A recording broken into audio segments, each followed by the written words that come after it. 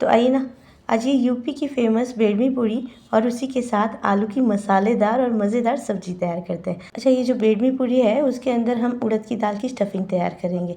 वो भी बहुत जल्दी से तैयार हो जाती है, इस तरह से ज़्यादा मेहनत नहीं पड़ती है। अच्छा, ये वाली पूरी सब्जी जो है अगर एक बार आपने खा ली ना, तो आप बाहर अगर जाकर पूरी सब्जी खाते हैं, ऐसी कोई भी चीज़ खाते हैं ना, आप भूल जाएंगे। एक बार तो ये बनाना बनता ही बनता है। बहुत ही ज़्यादा टेस्टी और यमी ये वाली जो सब्जी है वो तैयार होती है। इसके अंदर हमने कोई बाहर का मसाला नहीं डाला है, सारे मसाले हमने खुद तैयार किए हुए। उसी के साथ बेडमी पूरी के लिए भी हमने सारे मसाले अपने ही घर के लिए हुए। आपके सारे घर के मसालों से ही ये पूरी सब्जी तैयार हो जाएगी, आपको कोई बाज़ार से मसाला लाने की ज़रूरत नहीं। आइए जल्दी से इसकी रेसिपी शुरू करते हैं। सबसे पहले ना हम सब्जी तैयार कर लेंगे, ताकि अगर सब्जी बन जाए तो सब्जी जो है वो दोबारा गर्म हो जाएगी। उसके साथ हम गरम गरम पूरियाँ तैयार करेंगे। तो सबसे पहले इसके लिए ना हम एक सूखा मसाला तैयार करेंगे, जिसमें थोड़ा सा साबुत धनिया, सौंफ, लौंग, काली मिर्च और दालचीनी डाल लेंगे। दालचीनी और लौंग जो है वो थोड़ी सी कम क्वांटिटी में डालिएगा। तो यहाँ पर हमारा जो मसाला है वो पीस कर रेडी हो गया था। उसी के साथ एक गीला वाला मसाला तैयार करेंगे, जिसमें यहाँ पर ना मैंने धनिया जो होता है हमारा हरा वाला धनिया वो ले लिया है। उसी के साथ 2 हरी मिर्ची थी वो ले ली थी, थोड़ा सा अदरक का जो टुकड़ा है वो ले लिया था, और साथ ही साथ यहाँ पर एक टमाटर था, उसे इस तरह से ले लिया था रफली चॉप करके, क्योंकि इसे अब हमें पीसना है। अच्छा, एक और चीज़, ये वाली जो सब्ज़ी है उसमें प्याज और लहसुन नहीं होता है, तो ये बिना प्याज लहसुन की ये वाली सब्ज़ी जो है वो तैयार होती है। अच्छा, गीला सूखा मसाला तैयार हो जाने के बाद तड़का तैयार कर लेंगे। तो यहाँ पर 1 बड़े चम्मच जितना ऑयल ले लिया था, आप चाहो तो घी भी ले सकते हो। उसी के साथ ऑयल के अंदर 1 बड़े चम्मच जितना जीरा और थोड़ी सी हींग डाल लेंगे। जैसे ही जीरा चटक जाए उसके अंदर जो हमने सूखा मसाला पीसा था वो डालेंगे। सूखा मसाला जो पीसा था उसको हमने सेका नहीं था, इसलिए हम इस ऑयल के अंदर ही उसे अच्छे से सौते कर लेंगे। जैसे ही सूखा मसाला सौते हो जाए उसके अंदर जो हमने गीला मसाला तैयार किया था, टमाटर और हरा धनिया डालकर वो डाल लेंगे। अच्छा, अब इस मसाले को तब तक कुक करना है जब तक इसके अंदर से ऑयल रिलीज़ होना शुरू हो जाए। तो इसे ढककर करीब 3 से 4 मिनट के लिए भून लेंगे। आइए तब तक एक हलवाई वाली जो सीक्रेट चीज़ है वो कर लेते हैं। तो यहाँ पर 1 बड़े चम्मच जितना घी ले लिया था और उसके अंदर 1 बड़े चम्मच जितना बेसन ले लिया था, उसे अच्छे से इसके अंदर सेक लेंगे। आप चाहो तो यहाँ पर सत्तू भी इस्तेमाल कर सकते हो, जो भुने हुए चने का आटा है वो, और उसी के साथ आप पहले चने का आटा भी इसके अंदर भून सकते हो। पर इस तरह से करने से ये वाली जो सब्जी का स्वाद जो है वो बहुत ही ज़्यादा मज़ेदार और बढ़िया तैयार होता है, बिल्कुल बाजार जैसा। तो यहाँ पर हमारा जो मसाला है वो भूनकर उसके अंदर ऑयल था वो भी रिलीज़ होना शुरू हो गया था। तो आइए इसके अंदर कुछ सूखे मसाले डाल लेते हैं, जिसमें सबसे पहले मैंने थोड़ा सा लाल मिर्च पाउडर, हल्दी पाउडर और नमक डाल लिया था। इन सारी चीज़ों को अच्छे से मिक्स कर लेंगे और जो सूखा मसाला है हल्का सा भून लेंगे। उसी के साथ जो बेसन हमने अभी सेका था ना घी के साथ, उसे भी डाल लेंगे। सब्जी का तड़का भले ही घी में ना लगा हो, पर इस तरह से घी में सेका हुआ बेसन डालते हैं ना, तो ये सब्जी का स्वाद जो है दुगना हो जाता है और बिल्कुल हलवाइयों जैसी बनती है। तो एक बार से ये वाली ट्रिक ज़रूर से फॉलो कीजिएगा। तो यहाँ पर सारी चीज़ों को बहुत ही अच्छे से मिक्स कर लिया था और उसके अंदर 5 से 6 जो आलू हैं मैंने इस तरह से हाथ से तोड़ कर ही डाले थे। ये वाली सब्जी में इसी तरह से हाथ से आलू तोड़ कर डाले जाते हैं, काटने की ज़रूरत नहीं होती है। तो यहाँ पर सारे आलू को इस तरह से हाथ से मैश कर लिया था और उसे इस तरह से इसमें डाल दिया था। अच्छा, इस तरह से जब डालते हैं ना, तो उसके बाद जो ये सूखा मसाला है उसमें एक बार आलू को ज़रूर से मिक्स कीजिएगा, जिससे आलू का स्वाद जो है वो और भी बढ़ जाता है। वैसे ज़्यादातर हमें आदत होती है प्याज लहसुन के तड़के के साथ तैयार की हुई सब्जियां खाने की, जिसका स्वाद जो है वो बहुत ही ज़्यादा अच्छा लगता है। हम उसका स्वाद जो है वो किसी भी सब्ज़ी के साथ कंपेयर नहीं कर सकते। पर ये वाली जो सब्ज़ी का स्वाद है, आप एक बार से तैयार कीजिएगा। इस तरह से मसाले जो है वो खुद के तैयार कीजिएगा, कोई बाज़ार का मसाला मत डालिएगा। अगर इस तरह से ये सब्ज़ी बनाएंगे ना, आप यकीन मानिए मेरा, आप सारी सब्जियाँ जो है इसी तरह से बनाना पसंद करेंगे बिना प्याज लहसुन के। अच्छा, यहाँ पर करीब 1 गिलास जितना पानी डाल लिया था और उसी के साथ स्वाद में मैंने अभी तक नमक नहीं डाला था, तो थोड़ा सा काला नमक डाला था, जिससे इसका स्वाद जो है वो और भी बढ़ जाएगा। काला नमक सिर्फ नमक का नहीं, हल्का सा खट्टे का स्वाद भी देता है। अच्छा, यहाँ पर जो है सब्जी थोड़ी सी उबल गई थी, तो उसके अंदर लास्ट में मैंने थोड़ी सी कसूरी मेथी डाल दी थी, उसे हाथ से रब करके डाल दिया था। उसी के साथ अमचूर पाउडर डाला था, क्योंकि खटाई में मेरे जो टमाटर थे वो ज़रूर से ज़्यादा भी नहीं लिए थे और खट्टे भी नहीं थे। ये वाली सब्जी में थोड़ा सा अमचूर पाउडर ज़रूर से डालिएगा। अच्छा, घर का बना हुआ मेरे पास यहाँ पर गरम मसाला था, तो थोड़ा सा गरम मसाला भी मैंने डाला हुआ है। आप चाहो तो ये डाल सकते हो, वरना स्किप भी कर सकते हो। मुझे सिर्फ इस वजह से डालना था क्योंकि मैं इसका वीडियो तैयार कर रही हूँ, अदरवाइज़ मैंने जिस तरह से मसाले तैयार किए हैं मुझे बिल्कुल भी ज़रूरत नहीं थी गरम मसाले की।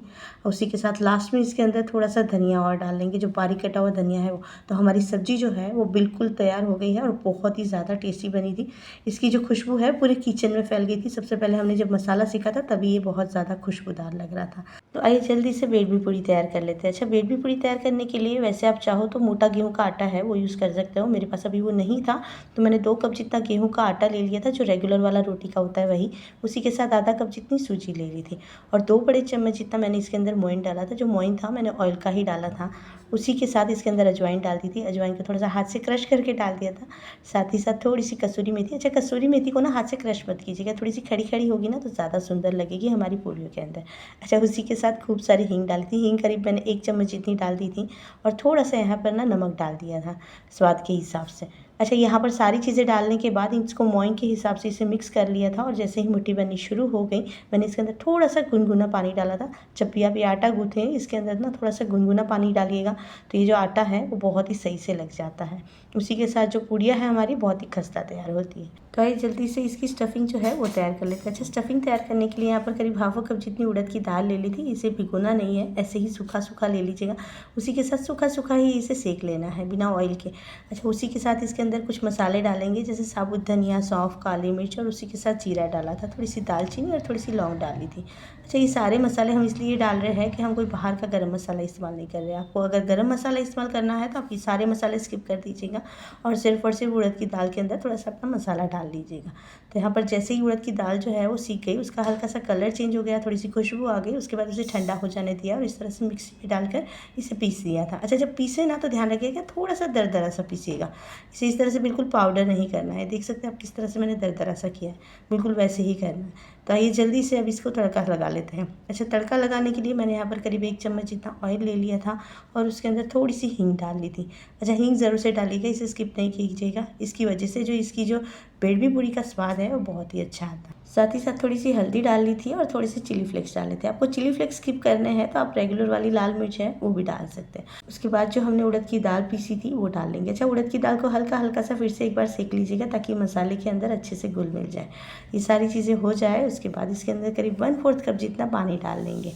पानी डालकर करीब 3-4 मिनट के लिए और पका लेंगे। तो यहाँ पर हमारी जो स्टफिंग है जल्दी से तैयार हो जाती है। इसमें ज़रूरत से ज़्यादा मेहनत नहीं पड़ती है और बहुत ही फटाफट से तैयार होती है। अच्छा, एक और टिप, अगर आपको ये वाली पूरी तैयार करनी है और जल्दी जल्दी से तैयार करनी है ना तो आप अगले दिन भी ये वाला मसाला बनाकर रख सकते हैं। नेक्स्ट डे पूरी का आटा गूँथ लीजिए और बेडमी पूरी तैयार कर लीजिए। मैंने वैसे सेम डे ही सारा काम किया था, पर फिर भी आप चाहो तो ये वाली चीज़ कर सकते हो, बहुत जल्दी से काम हो जाएगा। एक ही दिन आपके ऊपर ज़्यादा बर्डन नहीं आएगा। तो यहाँ पर हमारी स्टफिंग जो है वो तैयार हो गई थी। उसके बाद मैंने उसके ना छोटे छोटे बॉल तैयार कर लिए थे। उसी के साथ आटा जो है वो भी सेट हो गया था तो उससे भी एक बड़े वाला बॉल तैयार कर लिया था। अच्छा, आटे का बॉल थोड़ा सा बड़ा रखेंगे क्योंकि इसकी जो है हम उड़द की दाल के बॉल के साथ स्टफिंग करने वाले हैं। तो यहाँ पर इसे हाथ से ही ऐसे गड्ढा कर लिया था और उसे इस तरह से लॉक कर लिया था। इस तरह से आप बीच में से इसे अंगूठे से दबाते जाइए और साथ ही साथ जो आटा है उसे थोड़ा सा ऊपर की तरफ खींचते जाइए।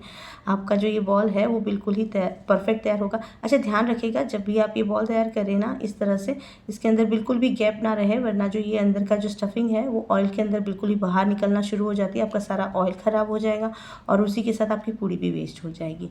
तो यहाँ पर ना जो हमारी पूड़ियाँ है उसे हल्का हल्का सा हाथ से ही दबा लेंगे और इसे चकला बेलन के ऊपर इस तरह से हल्का हल्का सा बेल और लेंगे। अच्छा, ज़रूरत से ज़्यादा पतली नहीं रखनी है, इसे थोड़ा सा मोटा ही रखा जाता है ताकि जब हमारी ये पूड़ियाँ जो है हम ऑयल में डालेंगे ना तो बहुत ही अच्छे तरीके से फूल जाती है। क्योंकि इसके बीच में स्टफिंग होती है इसलिए थोड़ा सा मोटा रखना भी ज़रूरी हो जाता है, वरना स्टफिंग जो है वो बाहर आना शुरू हो जाती है। तो हमारी पूड़ियाँ जो है वो अच्छे से बिल गई थी। उसे मैंने एकदम गर्म वाले ऑयल के अंदर डाला था, पर फ्लेम जो है वो स्लो रखिएगा ताकि जो हमारी पूड़ी है वो आराम से इस तरह से फूल पाए। अच्छा, पूड़ी जब इस तरह से फूल जाए ना उसके बाद उसे थोड़ी देर बाद से इसे पलटिएगा क्योंकि इसे नीचे से सेकने में थोड़ा सा टाइम लग जाता है।